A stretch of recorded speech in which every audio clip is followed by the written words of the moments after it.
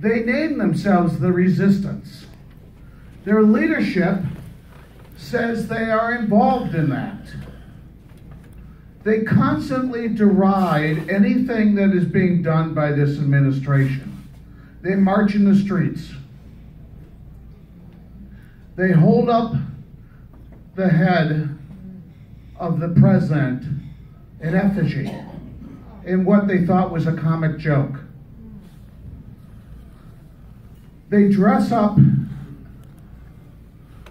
the lead character in Julius Caesar as a Donald Trump lookalike, and then they stab him in Central Park. Did they not think that this was going to come to what happened yesterday? Were they that oblivious to it? Were they that insane that they didn't think what was going to happen? We're a country of 320 million people, and hopefully the people in this room are all kind of attached.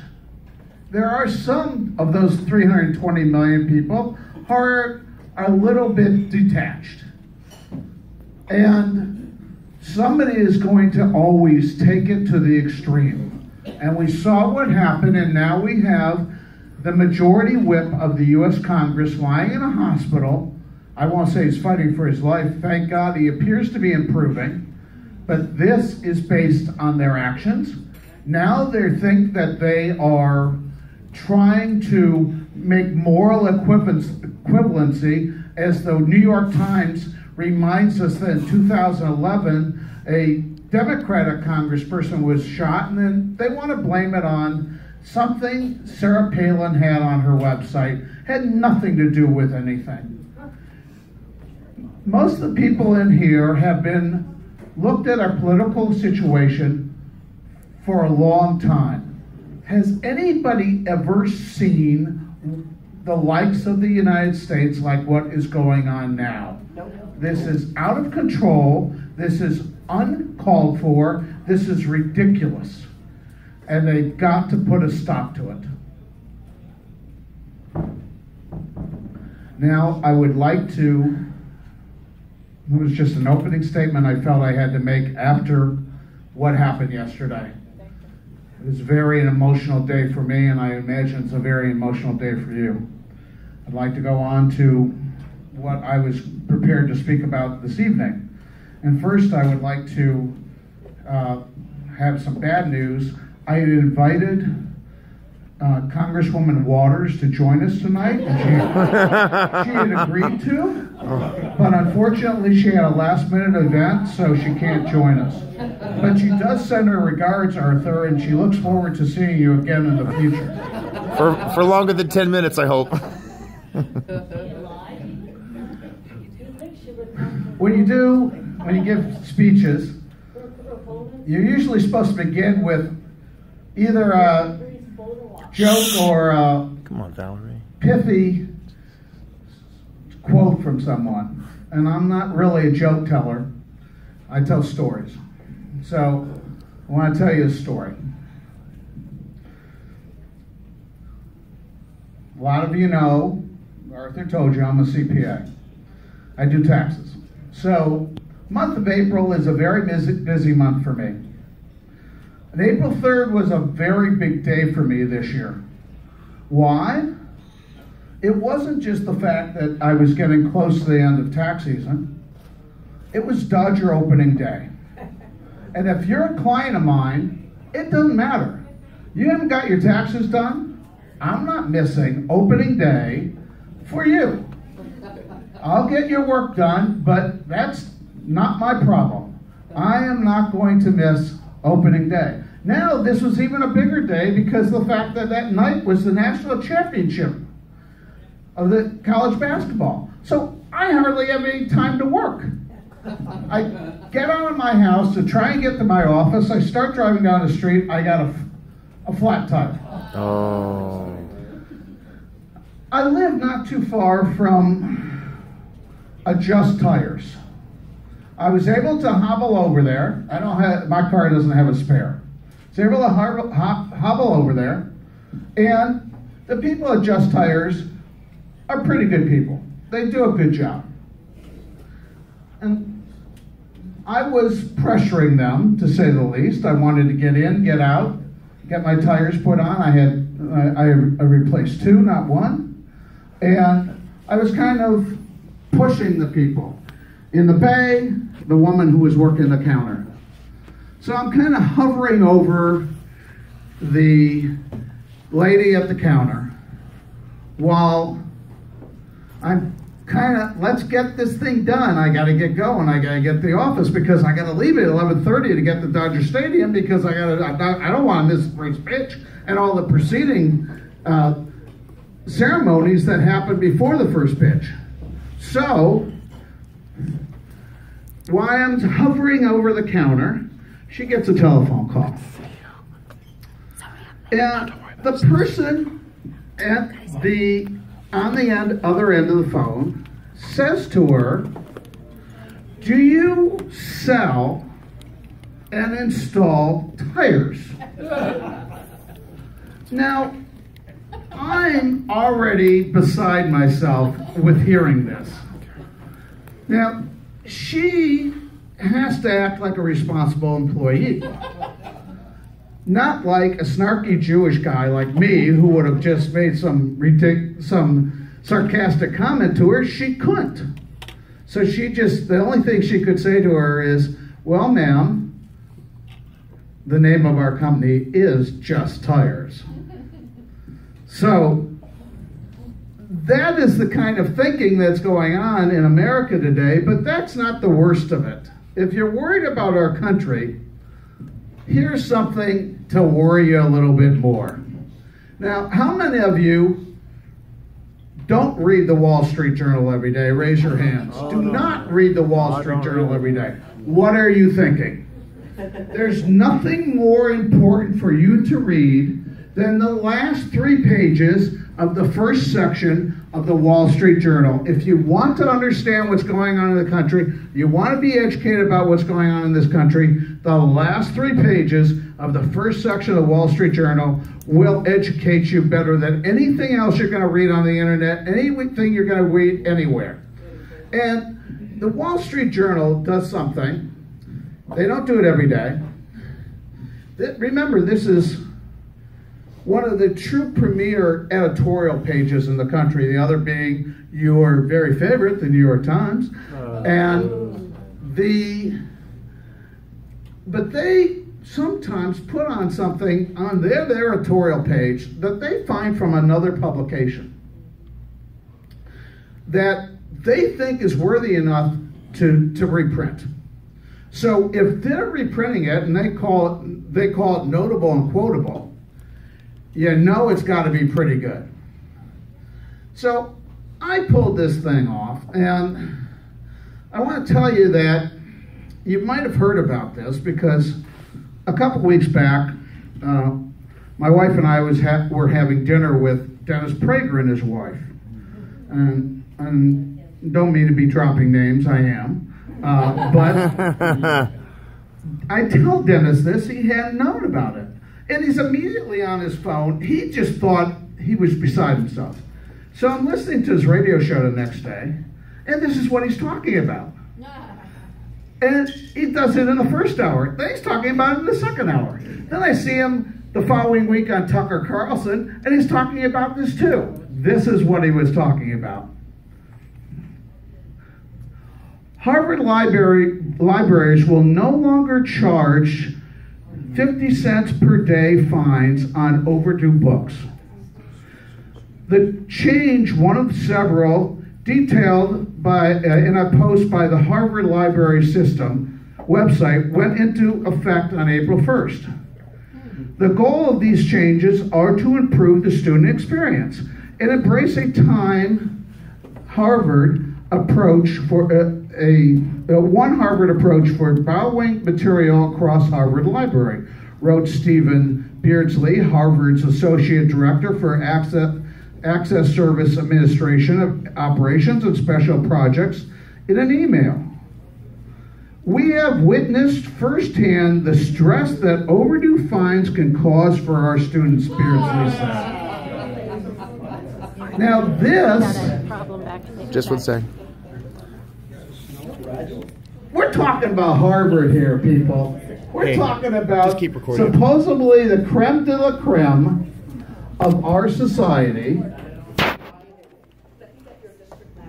And we're talking about the fact that they are so put off. Leftist activists here trying to disrupt the meeting. Yeah, we got. Can your people leave? You go outside. You're not invited. These are stolen land. We are on stolen land.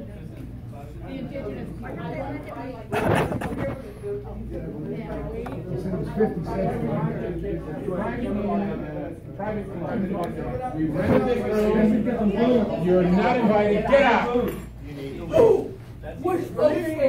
Give us our land back. We want our land back. Sorry, guys. Racist, ho ho! Racist, Don't mind her.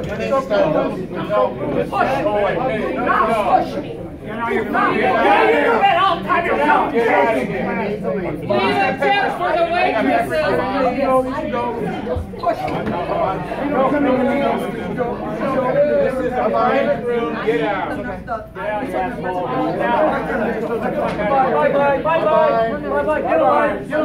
It's okay. Don't put your hands on people. That's fine. No. Just stop. No. Have a seat, everybody. Have a seat. Thank you. Well, that was fun. Was it something I said? This is why we come here. I'm just warming up, folks. I don't know why they left. They're really excited. They knew you were going to be here, so don't worry about it. Ladies and gentlemen, this is not the first time we've had a couple of punks try to start something. And the first few we threw out, and they were warned that the police would come next time. So don't worry. We've already taken care of this. Remember, I play this chess game 5 moves ahead. They don't play it at all. All right. So let's just keep going. Thank you. But they wanted to intimidate, you know. That's enough. We're going to focus on this now. Thank you. If you were worried about our country before, reading this notable and quotable really knocked my socks off about how concerned we should be about the future of our country. As you know, I'm a CPA, so after tax season every year, I go on vacation. And this year, my wife and I almost always travel by ourselves.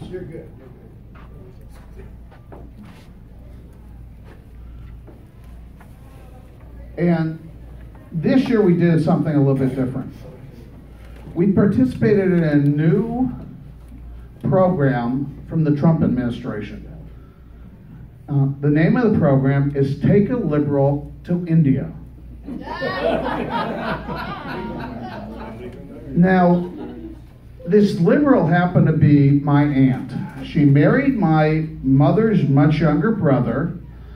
They were married for 35 years, divorced, but she wanted to go to India. Her new husband didn't. We thought that was fine. We don't like him. We took her. She met us. And a lot of you, how many of you ever had to interact with a real, true blood liberal? Well, you have not dealt with a liberal like this. This is a 100% purebred liberal. She's a New York Jewish person who graduated from Smith College. Now, I want to be fair because we had a wonderful trip with her. I don't bring up politics with people. And I'm going to be honest with you why I don't. Few of you know me. I'm kind of an expert on this kind of stuff. I know my wife likes to tell her liberal friends, don't try and get in an argument with my husband. He knows your arguments better than you know your arguments. And I'm going to stop and digress here for a second. I'm going to say to you something I've always encouraged Republicans to do. read the left.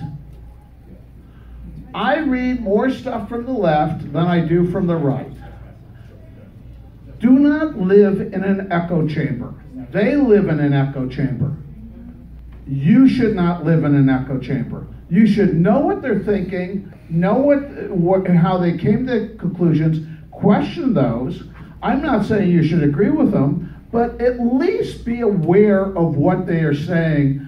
And then you can't effectively argue with them about what the points are of public policy if you don't know where they're coming from and where their supposed intellectual leaders are coming from. You need to do that. So when I go anywhere, I never, unless somebody addresses me directly, I don't talk about politics.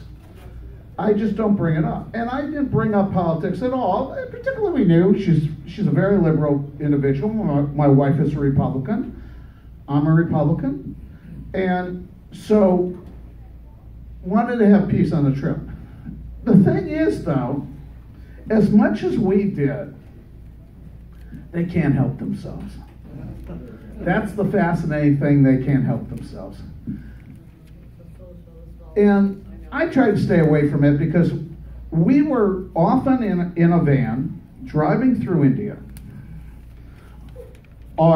Here was 3 Jews being driven through India by a Muslim.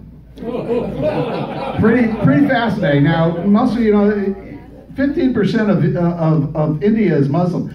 And Akbar was great. He was a great guy. We had a great time. It was wonderful. But I'd sit in the back reading a book, had my headphones on. My aunt would be chattering with my wife. My wife would tell me about some of the great things that she would tell her, like our Constitution is antiquated.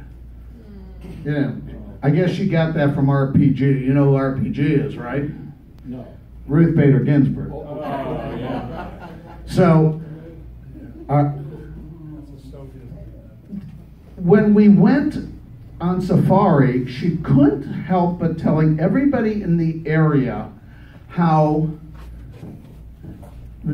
man had killed off all these animals and it was so horrible. Now, I think it's disgusting that somebody, I've gone on safari the last 2 years, South Africa and India.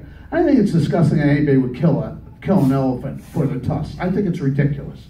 But I'm not telling everybody in the world that I'm walking by, it's like a badge of honor that she has to wear. So many times during this trip, I was like, when you drive through India is fascinating. We were in this city, particularly, and we were with our safari guide, driving down what would be considered a major thoroughfare. There's no traffic signals. There's no traffic signs. And I said to him, why don't you have any traffic signs or anything? He says, we only have that in big cities. And I said, how many people live here? He said, 5 million. So, at times I really thought while we were driving through this, when you're driving through India, there's people driving, first of all, there's a lot of people on scooters. Bigger cities, they might have helmets on. Most of the time they don't. There might be 3 people on these scooters. A father, a kid wedged in between a mother in traditional dress riding side saddle on a scooter. I mean, this could drive a liberal crazy. No, you can't do that. Yeah, we're in a van, but we're driving behind an oxen-driven cart, or a camel-driven cart. It's just fascinating, all this melding, and they all seem happy.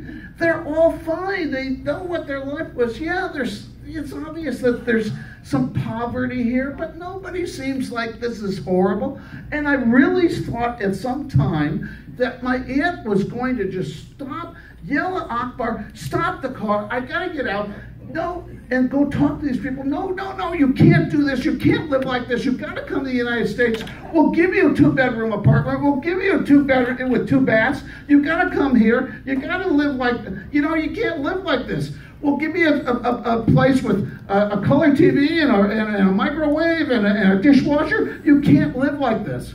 And I really thought, except for the fact that she was probably scared she might get hurt by somebody, I really thought she was going to do this. Fortunately, she didn't. But that is their attitude, I believe, a emblematic of their attitude of the difference between how they think about this thing. And this is why they think that it's okay for all these people to come to the United States, whether they're legal or not. Now, if you may have noticed the rhetoric, there is no more discussion, there's no more commentary from the left about illegal immigration. It's only immigration. There is no segregation. I don't believe, there may be some people in this room who want a restriction on legal immigration. Is there anybody who wants a restriction on legal immigration? Actually, Okay. yes. But you don't want to cut off immigration. Your problem is with illegal immigration. Now, I had experiences, and this was predicated by another travel experience. This was back like I think it was in 2006. I went to Argentina, and I'm in Buenos Aires. And if anybody's ever been to Buenos Aires, it's one of the great cities of the world. You could transplant Buenos Aires, and you would think it's in France, like Paris. It's a beautiful city. It's sophisticated, etc. So I'm walking around this. They have the widest boulevard in the world. And I'm walking around this city. It's just wonderful. And I'm thinking, oh my God, this country had a coup d'etat like 10 years ago. And how could that happen in a country that seems to be so sophisticated? And the reasoning is, in my mind, is they don't understand what we understand. What is the one thing that makes the United States and civilized countries like Britain and Australia different? It's the rule of law. Yes. So all these people come here from these countries with failed governments, and then the first thing we say to them is, it's okay you came here illegally, we'll keep you here. Don't worry about that law, but follow the rest of the laws. I personally believe there's a little bit of incongruity there, yes. And there's a problem for presentation of these people as to how they're going to operate. Now, we know that they all came, that most of them come in here to find work. Okay, fine, absolutely. Some of them are getting handouts. We know that. The entrenched government doesn't want to admit that. They want to make a better life. Where are you going to get a better life? Here or in Guatemala? Let's be serious. We all know that. But the fact is that we hear that story all the time. But what about the legal process? What about the same person in Thailand who can't just hop on the top of a train and travel up 800 miles illegally into the United States because they have to somehow get across a major ocean to get here? They have the same interest in being here and the same improving a lot of themselves and their family. I think their discussion regarding the issue of immigration is so detached from where we're at, and we've just segregated from where they're heading in such a big way that it's really, I don't know how we're going to get back to having what we should have is a new immigration bill, which we need to have passed in the next couple of years after we pass the other bills we need to pass. And obviously, this is not to just throw red meat at you. We need to put up the wall. Yes. I'm a Bushy. I was appointed by George W. Bush to the U.S. Holocaust Memorial Council, very supportive of him. When he came out with the comprehensive immigration plan, I initially supported it. I was then convinced because I actually listen to other people's arguments. You know, that's kind of a novel thing these days. That I was wrong about one thing. We shouldn't do anything about immigration until we fix the enforcement. Why? Because what most Republicans would perceive as the greatest president of the 20th century, Ronald Reagan, screwed this up. Yes, he did. Ronald Reagan passed a bill in 1986 with the help of other individuals, and he signed it, but there's no, we were promised enforcement after that, nothing was done. So the Republicans in this country are never going to go for immigration reform without enforcement. And not just the wall. It's not just the wall that's the issue. It's the overstays of visas. We should stop focusing on giving them the opportunity to say we're focusing on brown people. It's also people from Denmark who are here illegally, stay here, meld in, or Canada. The thousands of Canadians here. Love them. Who doesn't love them? Who doesn't love the Danish? But if you were in Switzerland and you overstayed your visa, they'd come into your hotel and kick you out. And why we don't do anything about that, why we don't improve our system, and that's what we need to do before we start dealing with all the other issues, the H-1B visas, etc. Absolutely. Wow, music to my ears. There's another issue in the immigration. How many of you have ever seen on the internet the Gumball guy? Yeah. All right, so a few of you have, okay? If you haven't seen the Gumball guy, go on YouTube when you get home tonight. If you're looking at your phone, put it down right now. You're not going to look at the Gumball guy now. You're going to look at him when you get home, all right? But I have watched Gumball guy 2 or 3 times. This is 7 minutes that every American should watch. And what it says is not 2 things. I'm going to summarize what comes out of it, and you can make your own summary after you watch it.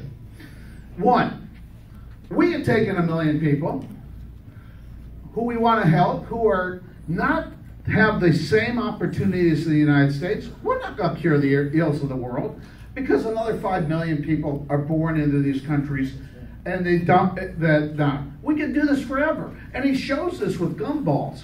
And so it gets such a graphic design of it. The other thing that I thought was fascinating that I personally hadn't thought about that much was the fact that who do we want to take from these countries? We want to take their best and their brightest. Absolutely. And he points out every time we keep on taking the best and the brightest, what happens to these countries? They don't have the best and the brightest to help run their country. They don't have the doctors. You go to Los Angeles and there's a large contingent of Indian doctors. And they're not in India.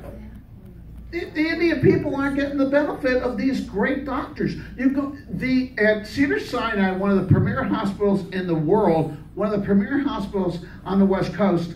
If you have a heart surgery, the surgeons are all Indians. It's called the Indian Mafia. Right? So we want to take in the best from Thailand. We want to take, and we talk about this. We openly talk about this. But we don't consider, is there harm to these countries from doing that? Is there harm to them because of the fact that they're not there to go back, start businesses, hire people, and those are the kind of people that they need. So that's a really good point. I highly suggest you watch the Gumball guy. Nothing better than that to define our immigration situation. I did bring up with my aunt one thing. I said to her when there's some kind of flow of conversation, I said to her, the Democratic Party will never get anywhere in this country until they stop making abortion their end and be all issue. They have to understand that it's not the raison d'etre of their party, that there's other issues in the United States that are extremely important. Now, I have defined myself in what I believe on this issue. Interestingly, that happened in 2000.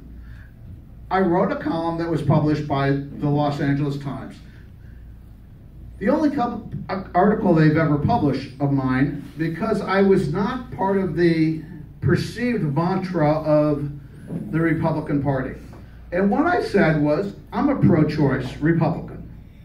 But I don't believe in three things. One, there should be no federal funding, no public funding of abortions. I think this is the most serious issue that caused the Democrats to have problems with abortion. They just think they have something that they believe in, well, the government should pay for it. We believe if we have something we believe in, let's take up a collection and start a charity and get it taken care of.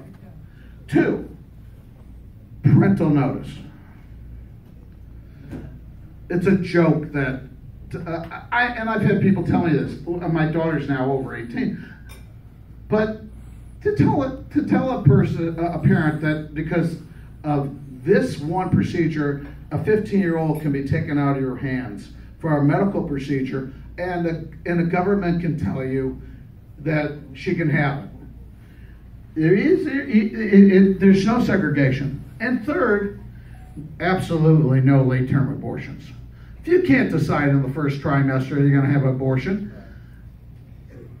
please, you don't realize that you're a fully formed child at some point there, 4, 5, 6 months around. We're birthing these children, we're putting them in incubators.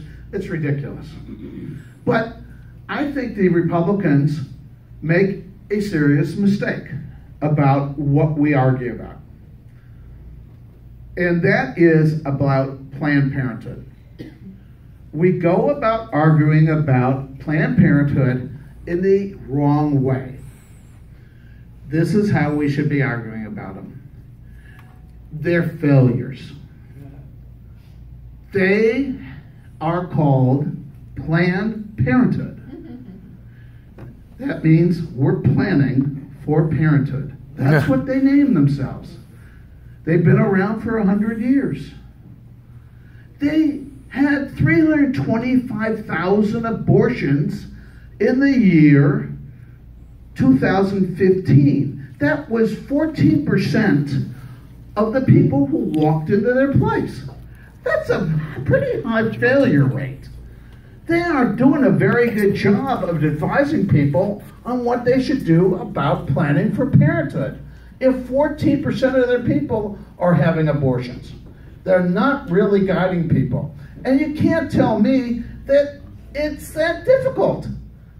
We dealt with that issue on a national basis because a few years back, most of you probably remember Sandra Fluke. The Sally Yates of her day, the woman who got 15 minutes of fame for her wonderful